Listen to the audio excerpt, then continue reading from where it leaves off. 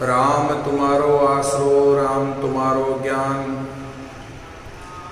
राम तुम्हारो भजन मुख, राम तुम्हारो ध्यान, राम तुम्हारो ध्यान, राम तुम सिर पर राजो, आगे पीछे राम दसों दिस राम ही गाजो, राम चरण एक राम बिन मन माने नहीं आन, राम तुम्हारो आसरो, राम तुम्हारो ज्ञान। अनंत विराट विश्वात्मा जगत नियंता सर्वांतर्यामी सच्चिदानंद घन पूर्ण परब्रह्म परात्पर शब्द ब्रह्म राम के उपासक प्रचारक परम श्रद्धेय परम श्रद्धा ईश्वर प्रातः स्मरणीय वंदनीय अंतर्राष्ट्रीय राम स्नेही धर्म प्रवर्तक स्वामी जी श्री रामचरण जी महाराज के पावन पाद पद्मों में प्रणिपात करते हैं। तदनंतर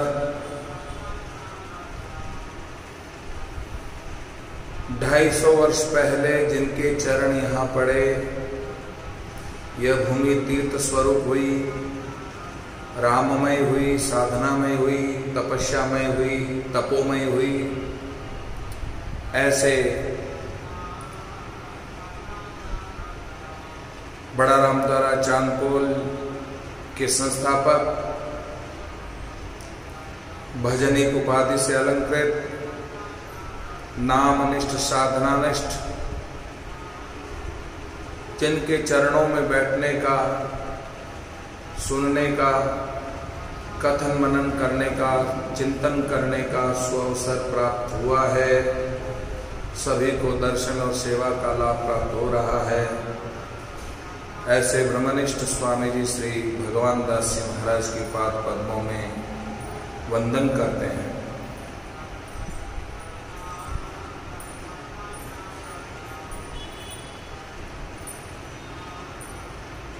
साधना स्वाध्याय चातुर्मास 2020 का ये पावन अवसर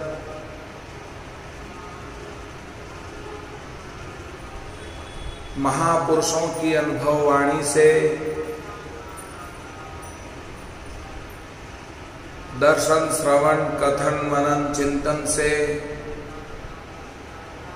आत्मोन्नति का साधन हमें सहज में प्राप्त हो रहा है। भाग्यशाली हम सभी। मैं अपना प्रवचन शुरू करूं उससे पहले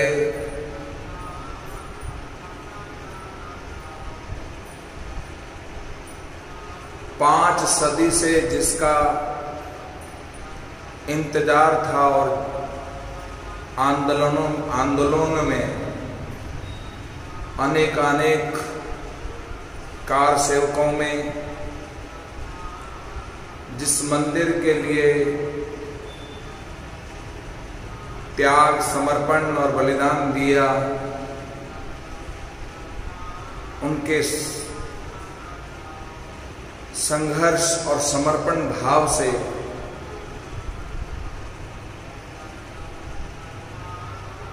नया इतिहास बनने के लिए आज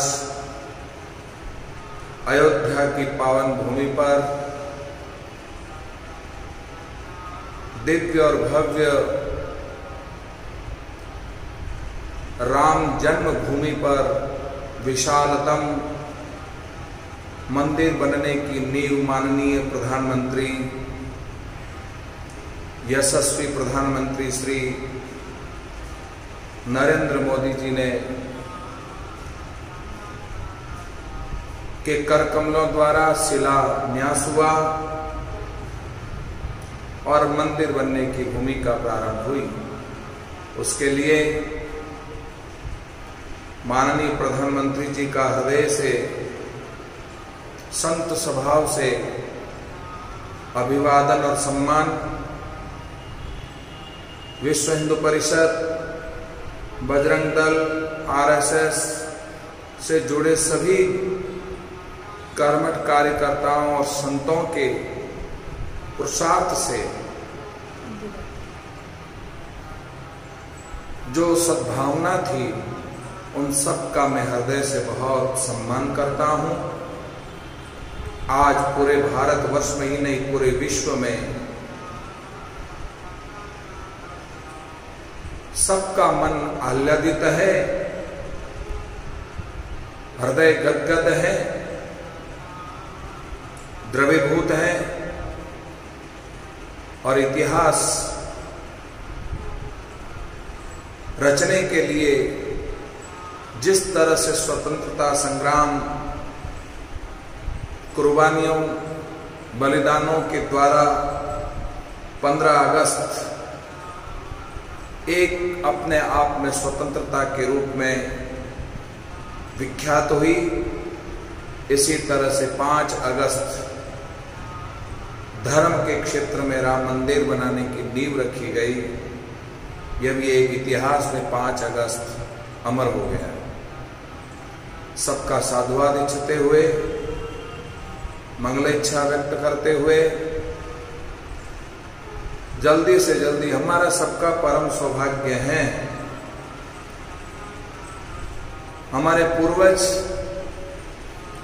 आस लगाते लगाते लगाते दुनिया से विदा हो गए, पर उनका स्वप्न आज पूर्ण होने जा रहा है। हम भाग्यशाली हैं कि हमारे नेत्र सार्थक होंगे। उस जन्मभूमि पर दिव्य और भव्य मंदिर का निर्माण का दर्शन करेंगे, उद्घाटन का लाभ लेंगे। तो ये एक अपने जीवन का सौभाग्य है। अस्तु।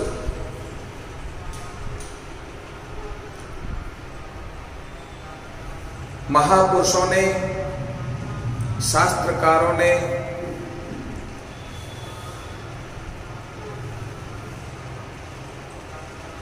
मनुष्य जीवन का निर्माण करने के लिए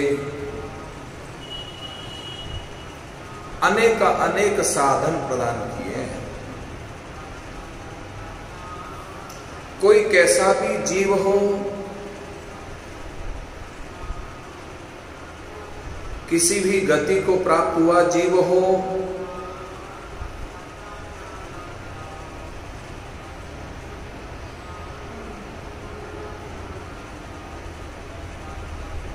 प्रारब्ध संचित क्रियमाण कर्मों के आधार पर कर्म भोगने के लिए हम इस धरा पर आते हैं।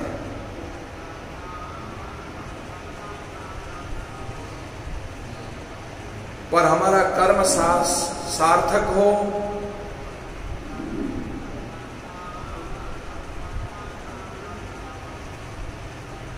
जीवन सार्थक हो,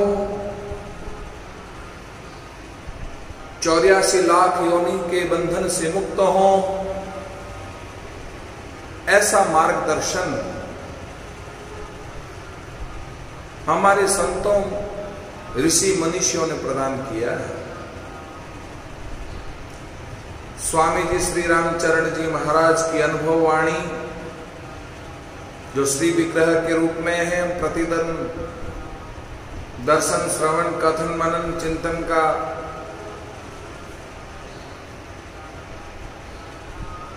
साधना स्वाध्याय के रूप में लाभ ले रहे हैं।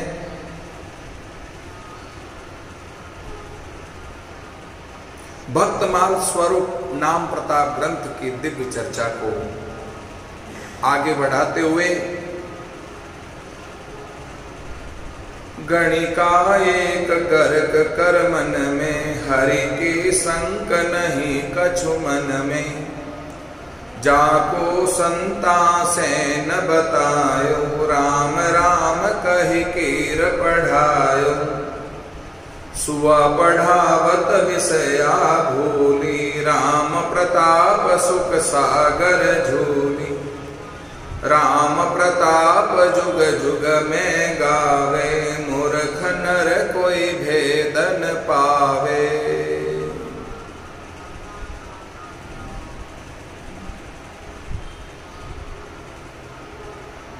श्री महाराज ने नाम के प्रताप को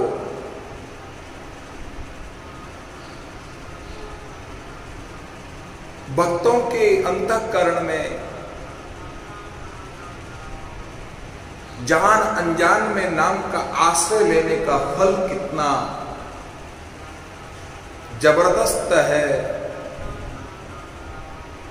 राम नाम का आश्रय लेकर के जो भक्त भव सागर से पार हो गए, 84 लाख योनि से मुक्त हो गए, जन्म मरण के बंधन से मुक्त हो गए, ऐसा प्रताप है नाम का।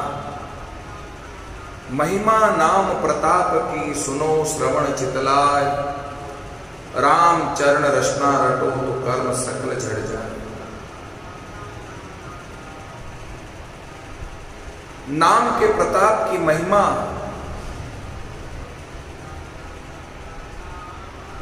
को श्रवण करके चित्त में धारण करना, निरंतर रसास्वादन करते हुए, रटन लगाते हुए अपने सकल प्रकार के कर्मों को विलय करके जीवन मुक्त हो जाना ही मनुष्य मात्र का लक्ष्य है।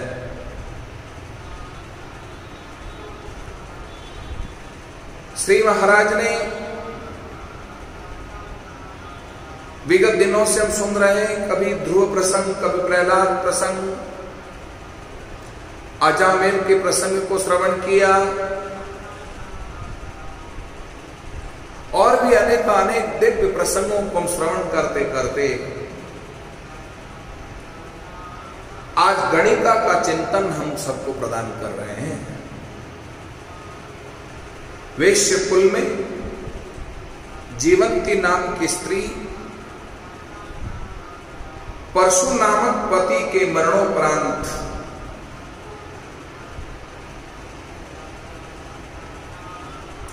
वासना की ज्वाला में अपने आप को आहुत करती हुई व्यभिचार प्रवृत्ति में पड़कर जीवन को पतित बनाया।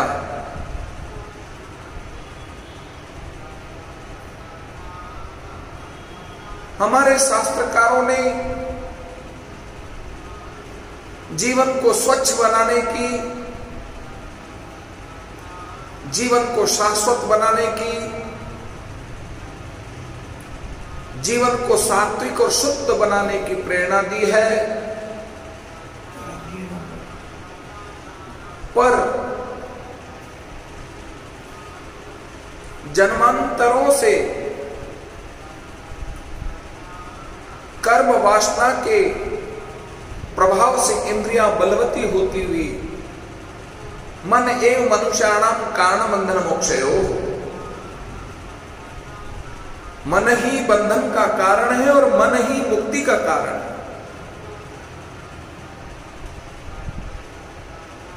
मन यदि विषयों में आसक्त हो जाता है, इंद्रियों को सुख प्रदान करने में मन संसार की तरफ भागता है,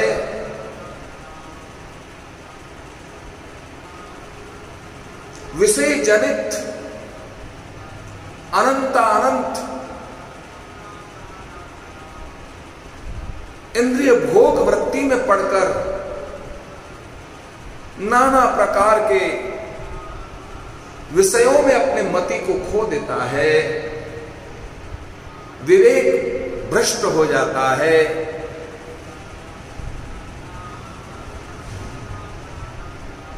इंद्रियों को एक सांसारिक प्रवृत्ति में पड़ने का चस्का लग जाता है।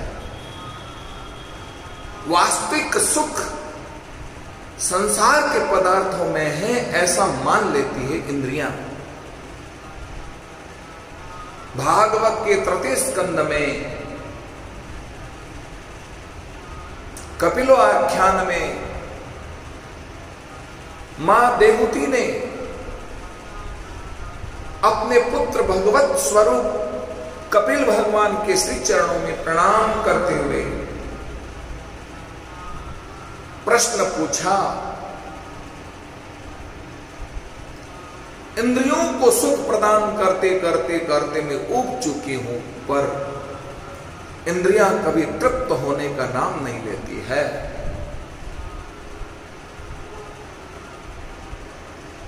इंद्रियां क्यों तृप्त होगी? इंद्रियां यदि संसार की तरफ झांक कर उन्हीं में सुख समझ करके इंद्रियां उसी में लिप्त होती है, क्योंकि संसार अपूर्ण है, विषय अपूर्ण है, मन की अपूर्णता के कारण इंद्रियां कभी तृप्त होने का नाम नहीं लेती है। मरणासन की स्थिति में पड़ा हो व्यक्ति, अब मरे तब भी उसकी आंख किसी नए रूप को देखने के लिए तरसती है। रसनेन्द्रिय कहीं ना कहीं कुछ ना कुछ मीठा खाने के लिए लपलपाती है जिह्वा। कर्णेंद्रिय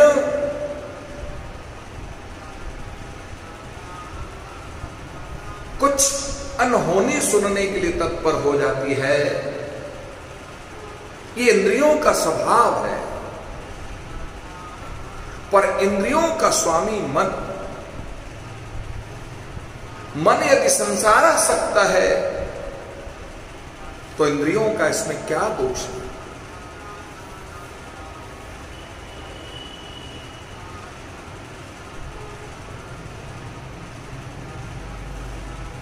मन का स्वामी चित्त है।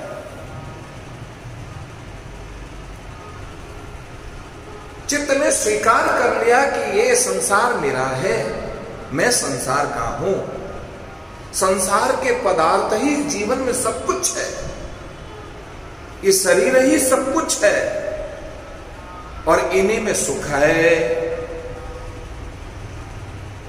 तो सुख की आकांक्षा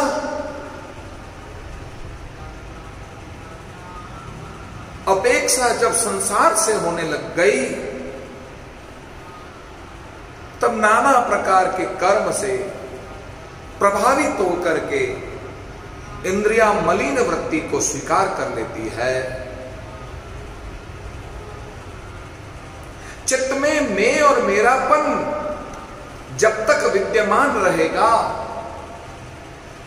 तब तक उसे मैं और मेरे में आसक्ति रहेगी।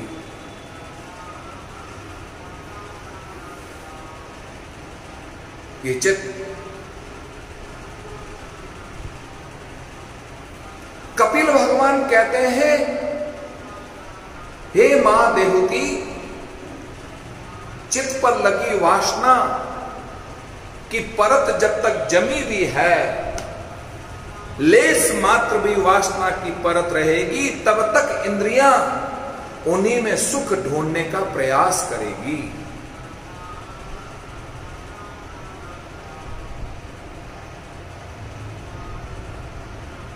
पर एक बात है, जिस किसी को गुलाब जामुन प्रिय है,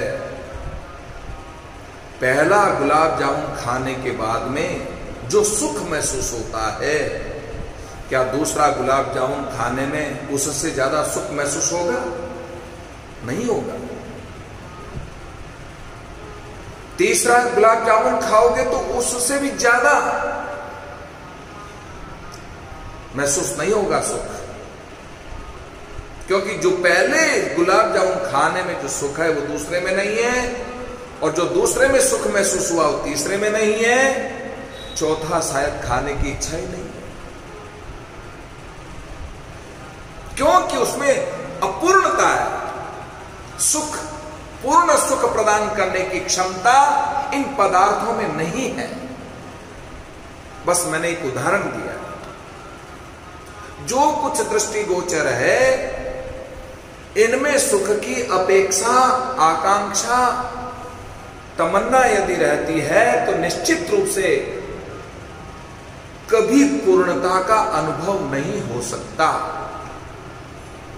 अपूर्ण ही रहेगा। इसलिए वासना की परत जो जमी हुई है उसे साफ करना पड़ेगा। वासना की परत को नहीं मिटाओगे, जैसे आईना है, आईने में अपना रूप दिखता है, पर आईने पर यदि धूल जमी हुई हो तो क्या उस आईने पर जमी हुई धूल के कारण क्या तुम्हारा चेहरा साफ दिखाई देगा? नहीं देगा। बहुत ज्यादा मिट्टी जमी हुई हो तो आपका चेहरा बिल्कुल नहीं दिखेगा। क्या करोगे? आईना साफ करो। चलो आईना साफ कर लिया, कांच साफ कर लिया, और आईना साफ करके किसी अंधे व्यक्ति को कहो कि लो अपना चेहरा देख लो। साफ आईने पर अंधा व्यक्ति अपना स्वरूप नहीं देख सकता, क्योंकि उसके पास आंख नहीं है, आंख का अभाव है। चलो एक और प्रयोग कर लो। आईना भी साफ है, मेरी तरह जिसको चश्मा लगा उसको नहीं, जिसको चश्मा नहीं लगा है अभी तक और उसको साफ दिखाई देता है, बिना चश्मे वाले को अमावस्या की काली रात्रि में काल कोठड़ी में ले जा करके उसको कहो कि देख ले तेरा चेहरा, क्या वो अपना चेहरा देख पाएगा? नहीं देख पाएगा, क्योंकि अंधेरा है। कांच भी साफ हो गया, आंख भी जिसके पास है, पर अंधेरे के कारण कांच होते हुए भी इन आंखों से चेहरा नहीं दिख पाएगा। बस यही समझने की जरूरत है। कांच साफ करो, आंख सही होनी चाहिए, और तीसरा उजाला होना चाहिए। जब उजाला होगा, आंख साफ होगी और कांच साफ होगा तो तुम अपना रूप देख सकते हो, अपना चेहरा देख सकते हो। अब चित्त में अपने स्वरूप का दर्शन कैसे संभव है? निज स्वरूप निरखे नहीं जब लग राम पुकार, राम चरण घर क्यों लहे जो पंथ में बैठे हार। इस चित्त रूपी आईने के ऊपर वासना की परत जमी हुई है। तुम्हारे आंखों में कामांध, क्रोधांध, लोभांध है, मोहांध है, मोह का अंधापन है। धृतराष्ट्र की आंखें भले ही अंधी हो, पर अंदर से वो मोहांध था। इसलिए पांडवों में और अपने पुत्रों में भेद समझता था। वहां मेरापन और तेरापन था, ये मोहांध है। व्यक्ति जब तक मोहग्रस्त होता है तब तक जो है मैं और मेरा का अनुभव करता है, मेरा और तेरा का अनुभव करता है, मेरे और तेरे में भेद समझता है। जहां मेरा है उसको सुख महसूस होता है, और जहां तेरा है वहां दुख महसूस करता है। एक स्त्री बालकोनी में खड़ी खड़ी रो रही थी। पड़ोसन आई और पड़ोसन ने कहा, अरे क्यों रो रही हो? देखो ना वो मेरा बच्चा रो रहा है, अभी साथियों के साथ खेल रहा था, वो बच्चा रो रहा है। पड़ोसन ने समझाया, अरे वो तेरा बच्चा नहीं है, तेरे पड़ोसी का बच्चा है, पड़ोसन का है। अच्छा पड़ोसन का है? हंसने लग गई। अभी तो रो रही थी, अपना बच्चा समझ करके रो रही थी, अब पड़ोसन का बच्चा है इसलिए हंसने लग गई। लेकिन वो रोता हुआ पास में आ रहा था, नजदीक आ रहा था, उसको महसूस हुआ नहीं नहीं नहीं ये मेरा ही बच्चा है। वापस रोने लग गया, वापस रोने लग गई। पड़ोसन ने समझाया, ये तेरा नहीं है, फलानी का है, क्योंकि तेरे बच्चे ने और पड़ोसी के बच्चे ने एक जैसा टी शर्ट पहन रखा है, दोनों का सेम कलर है, दोनों की सेम आकृति है, पड़ोसन के समझाने पर वापस वो राजी हो जाती है, हंसने लग जाती है, मेरा बच्चा नहीं है। जहां मेरापन है वहां सुख और दुख का अनुभव होता है, और जहां तेरापन है वहां उसकी विपरीत हो जाता है। तो साधकों, मैं कहता हूं आज तो यहीं रह जाओ वेदराज जी, आज तो इसी मकान में रह जाओ, जहां तुम बैठे हो यहां रह जाओ।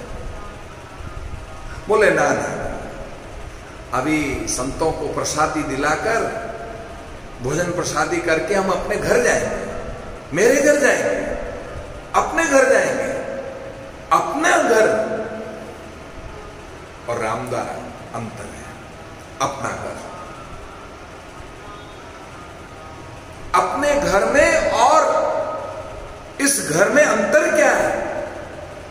जो व्यवस्थाएं, जिससे जो चीज बनी हुई है, इमारत, वो भी तुम्हारे घर की बनी, घर वही चीजों से इमारत बनी है। जो तुम्हारे घर में जो सुख सुविधाएं, वो सारी सुख सुविधाएं यहां है, फिर भी यहां रहना मंजूर नहीं है, क्योंकि मेरा घर नहीं है। जहां मेरा वहां आसक्ति है, जहां मेरा वहां मोह है, और जहां मोह है वहीं वासना है, और जहां वासना है वहीं सुख और दुख का आभास होता है। इसलिए चित्त की वासना को मिटाने के लिए, आंख के अंधेपन को दूर करने के लिए, अज्ञान अंधकार को मिटाने के लिए कपिल भगवान ने बहुत बढ़िया रास्ता बताया है, और वह भक्ति का मार्ग। भक्ति के मार्ग से ही, भक्ति रूपी जल से ही तुम्हारे चित्त पर लगी वासना वो मिट सकती है, और आंखों का अंधापन दूर होगा और उजाला भी हो जाएगा। फिर अपने स्वरूप का दर्शन कर सकते हो। गीता के दूसरे अध्याय में अपने स्वरूप का बोध कराने के लिए स्थित प्रज्ञ होने की जरूरत है। ऐसा गीता का दूसरा अध्याय सांख्य योग दर्शन है। उसी सांख्य योग का दर्शन कपिल भगवान मां देवहूति को दर्शन करवाते हैं सांख्य योग के माध्यम से। सांख्य योग क्या है? अपने स्वरूप में स्थित होना ही स्थित प्रज्ञ है, जो अपने स्वरूप में स्थित हो जाए। हम अपने रूप में स्थित हो रहे हैं, क्या हाँ मेरा रूप कितना सुंदर है, गोरा गट चिकना चट है, मेरा शरीर कैसा तंदुरुस्त है, मोटा तगड़ा है, और इसे खिलाऊं पिलाऊं, इसे बहुत बढ़िया चिकना करूं, खूब बढ़िया बढ़िया प्रकार के उपकरण लेकर के मैं इसे रगड़ रगड़ करके और इसे साफ सुथरा बनाऊं, मैं खिला पिला करके इस शरीर को तंदुरुस्त बनाऊं, ऐसे ऐसे टॉनिक लेकर के मैं इस शरीर को स्वस्थ बनाऊं। कहां तक स्वस्थ बनाओगे? कहां तक तंदुरुस्त बनाए रखोगे? आखिर इस शरीर से सुख महसूस नहीं होगा, आखिर इस शरीर से, इन इंद्रियों से आपको दुख ही झेलना पड़ेगा, क्योंकि ये शाश्वत नहीं है, ये अपूर्ण है। शरीर एक साधन है। शरीर को रहने के लिए मकान की जरूरत है, शरीर को सर्दी गर्मी वर्षा से बचने के लिए कपड़ों की जरूरत है, शरीर को संचालित करने के लिए रोटी कपड़ा मकान की जरूरत है, अन्न जल वायु की जरूरत है। शरीर को संचालित करने के लिए, जीवित रखने के लिए, ठीक रखने के लिए, व्यवस्थित रखने के लिए ये अन्न जल वायु की आवश्यकता है। इसी तरह से भगवान ने हमको भजन करने के लिए, साधना करने के लिए, अपने स्वरूप में स्थित होने के लिए, अपने स्वरूप का बोध कराने के लिए भगवान ने हमको ये शरीर रूपी साधन दिया है। इस शरीर से तुम अपने आप को जानो। कस्त्वम कोहम कोता आयात कोमे जननी कोमे तात, आदि शंकराचार्य चरपट पंजरिका में कहते हैं। तुम कौन हो? मैं कहां से आया हूं? कौन मेरे माता पिता है? क्या जन्म देने वाले वास्तव में मेरे माता पिता हैं, या अपने सुख के कारण मेरे को पैदा किया है? वो तो एक निमित्त बने, अपने सुख के कारण हमको पैदा किया है। असली तो हमारे माँ बाप परमपिता परमात्मा है। आदि अनादि सृष्टि वही है कि तत्ववेता वही है। इसलिए संसार में जब तक सुख समझोगे इस चित्त की वृत्ति के कारण, इस मन की वृत्ति के कारण, तब तक आपको विषयों में फंसना पड़ेगा। और जो विषयों में फंसता जाएगा वही दुर्गति को प्राप्त होगा। इसलिए परशु की पत्नी जीवंती यानी आगे चल करके गणिका हो गई। और गणिका का अर्थ होता है वेश्या, क्योंकि उसने अपने जीवन में शरीर को, सबको समझ लिया, सुख समझ लिया। इंद्रियां ही भोग वृत्ति को पाने में सुख महसूस हो रहा है। शरीर की सुंदरता का भोग करने के लिए, धन कमाने के लिए, प्रतिष्ठा कमाने के लिए अपने तन को न्योछावर कर देना, किसी धनी पुरुष के श्री चरणों में न्योछावर कर देना, कितनी भ्रष्टता है। पर विषय भोग में सुख समझना, आगे चल करके दिन रात को कर्मों में लीन हो रहने लगे। शुभ अशुभ, लोक परलोक, वादापवाद, सभी के शंकाओं को छोड़कर सदैव धनी पुरुषों के मैं अपने आप को न्योछावर करके रोज नए नए सुख भोग प्रदान करने के लिए, तरह तरह के शरीर को बनाए रखने के लिए, मेंटेन करने के लिए उसने कई उपकरण प्रारंभ किए।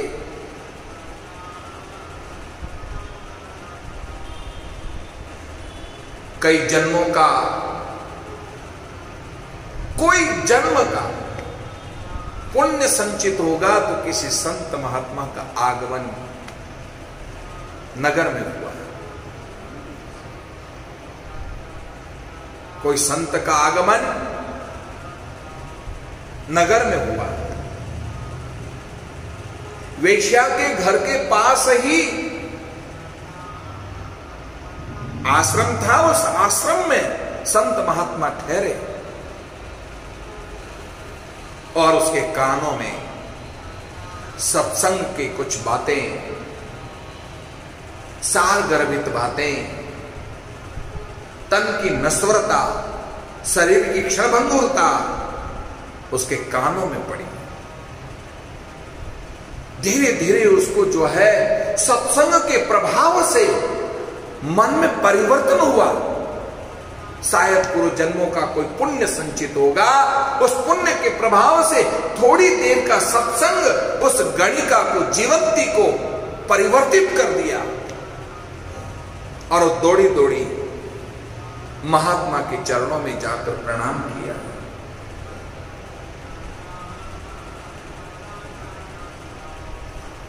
सत्संग श्रवण किया। जो सुख है सत्संग में सो नहीं दूसरे थाम, हरि चर्चा श्रवणा सुने रसना उचरे राम। रसना उचरे राम नहीं कोई धोखा धंधा, साध छुड़ावे जगत काट आशा का फंदा। रामचरण आनंद अति निर्भय आठों याम, जो सुख है सत्संग में सो नहीं दूसरी ठाम।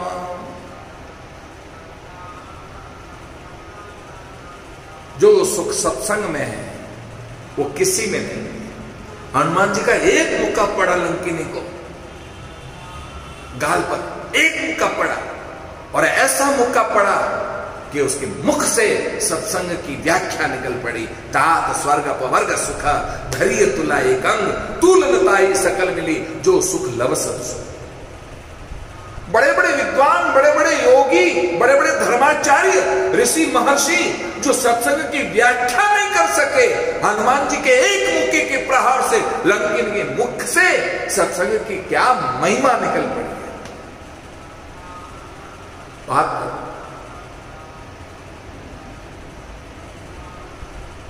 हृदय परिवर्तन हो गया। हनुमान जैसे संत का स्पर्श मात्र से लंकिनी के मुख से सत्संग की महिमा निकल पड़ती है। ये सत्संग का फल है। लव मात्र का सुख, सत्संग का सुख वह अनंत सुखों के बराबर भी नहीं हो सकता है, क्योंकि वो पलड़ा भारी है।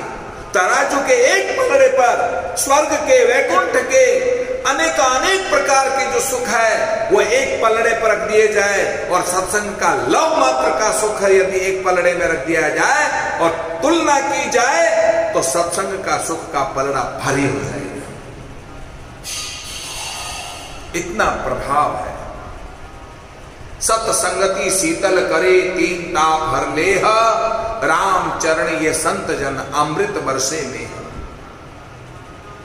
श्री महाराज ने सत्संग की बहुत सुंदर महिमा कही। ये सत्संग का प्रभाव है। कपिल भगवान ने मां देवहूति से भक्ति का मार्ग, संतों के संग के प्रभाव से ही भक्ति का मार्ग प्राप्त हो सकता है। संतों के संग में जाओ जो तितिक्षव कारुणिक सुहृद सर्वदेहिनाम साधव साधु भूषणा अनन्याश्चिंत अनन्य भावेन भक्ति कुर्वन्ति दृढ़ाम, जो अनन्य भाव से जो मेरी भक्ति करते हैं दृढ़ पूर्वक, कथयंती जो मेरे लिए कहते हैं, तपंती जो मेरे लिए तपते हैं, आश्रयंती जो मेरे लिए आश्रित है, जो सहनशील है, जो तितिक्षा है, कारुणिक जिसका हृदय करुणा से भरा हुआ है, जो सुहृद सौहार्द की भावना रखता है, सब में एक समान की भावना रखता है, ऐसा साधु का संग करोगे तो तुम्हें वो भक्ति प्राप्त होगी। उस राम नाम को प्राप्त करके अपने जीवन में आत्मसात करने का प्रयास करोगे। राम राम राम राम का जप करोगे, भले विषयों के बहाने करो, किसी के बहाने करो, पर राम राम का जप, राम नाम का जल तुम्हारे हृदय में जो जो पड़ता जाएगा त्यों त्यों चित्त शुद्ध हो जाएगा और एक दिन अपने स्वरूप का तुम्हें बोध हो जाएगा। आज सत्संग का प्रभाव इतना पड़ा कि जीवंती का हृदय खुल गया। संतों के चरणों में अपने कुकर्म को याद करते हुए रो पड़ी। मैंने अपने जीवन में बहुत दुष्कर्म किए, धन के लोभ में धनी पुरुषों के चरणों में अपने आप को, तन को मैंने न्योछावर करके अनंत अनंत बुरे कर्म करके मैंने पाप की पोटली इकट्ठी की है। आज आपके चरणों में मैं ये पोटली सौंपती हूं। दया आ गई। महात्मा संत हृदय नवनीत समाना, संतों का हृदय मक्खन से भी ज्यादा मुलायम होता है।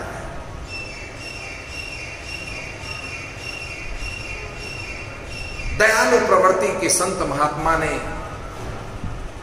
जीवंती से कहा, जीवंती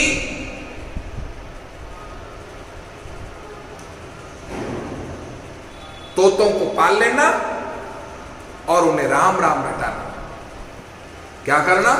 तोतों को पालना और राम राम रटाना, बस और कुछ मत करना।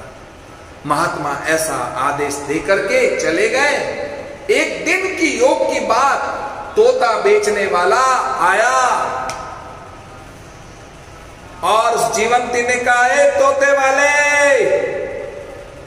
जरा तोते हमको बेच दो, हम तोते लेने को तैयार हैं। तोते खरीद लिए और जैसे तोते खरीदे, अब रोज सुआ पड़ावत विषया भूली, राम प्रताप सुख सागर झूली, राम प्रताप जुग जुग में गावे, मूर्ख नर कोई भेद न पावे, गणिका एक गर्क करमन में, हरि की संक नहीं कछु मन में, जाको संता सैन बतायो, राम राम कहा कीर पढ़ायो। तोता राम राम, तोता राम राम।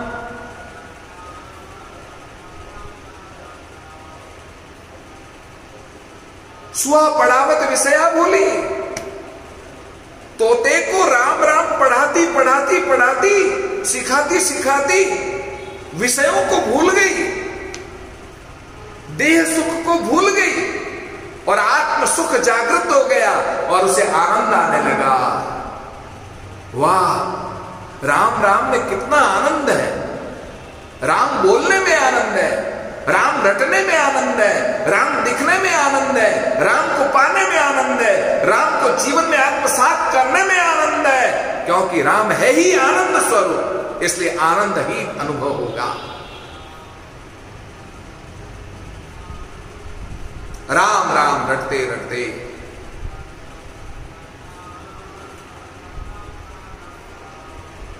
तोते को राम राम पढ़ाते पढ़ाते, रटाते रटाते रटाते, रात और दिन तोते को गणिका राम राम बुलवाती थी और तोता राम राम बोलता था। ओ जीवंती राम राम, ओ जीवंती राम राम।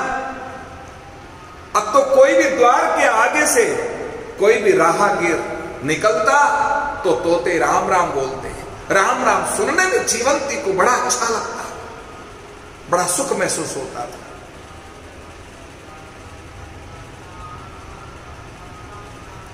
उन तोतों के बहाने जीवंती का हृदय बदल गया।